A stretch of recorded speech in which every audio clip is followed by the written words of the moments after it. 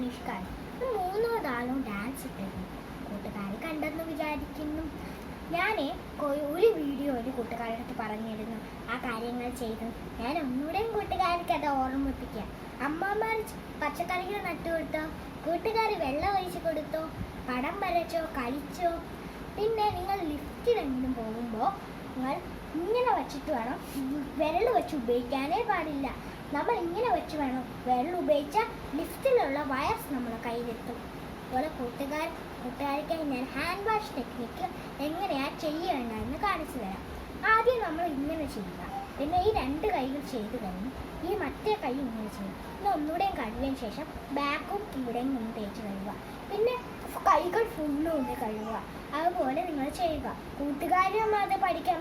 ഞാൻ നിർബന്ധിച്ചോട് പറയുക കൂട്ടുകാർക്ക് ഇത് നമുക്ക് ഈ മഹാമാരിനെ ഈ ലോകത്തിൽ നിന്ന് അകറ്റണ്ടേ.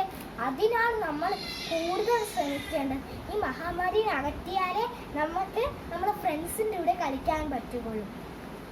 അതുപോലെ കൂട്ടുകാർക്കെല്ലാം ഇപ്പോൾ ഓൺലൈൻ ക്ലാസ്സൊക്കെ നടത്തുന്നുണ്ടെങ്കിൽ കൊണ്ടുവന്ന് ഇപ്പോൾ കൂട്ടുകാർ നല്ലോണം പഠിക്കുക. ഇപ്പോൾ ഇങ്ങനത്തെ വൈറസ് ആയതുകൊണ്ട് കൂട്ടുകാർ ചിലതൊക്കെ മറന്നുപോയി കാണും.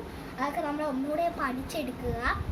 അപ്പോൾ ഈ ഡോക്ടർമാരും ഇപ്പോൾ ഇതിനൊക്കെ നമുക്ക് ഈ വൈറസിനെ ഇതിന് ചെയ്യുന്നത് ഡോക്ടർമാരും പിന്നെ നേഴ്സുമാരും, നേഴ്സ് അങ്കിൾ, പിന്നെ ഡോക്ടർ ആൻറ്റി, ആരോഗ്യ പ്രവർത്തകർ, ഇവരൊക്കെ എൻ്റെ സല്യൂട്ട് നൽകുന്നു. പിന്നെ നമസ്കാരം.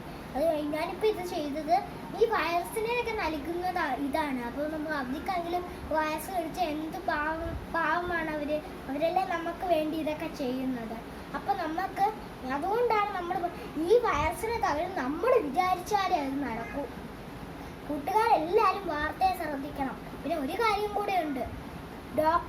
ഞാനൊരു ദിവസം ആ ഡോക്ടർ അങ്കിളിൻ്റെ ഒരു വോയിസ് മെസ്സേജ് കേട്ടു. കളക്ടർ അങ്കിളിൻ്റെ കോഴിക്കോട് കളക്ടർ അങ്കിളിന് വോയിസ് മെസ്സേജ് കേട്ടു. ആ അങ്കിൾ എന്താ പറഞ്ഞതെന്നറിയാമോ?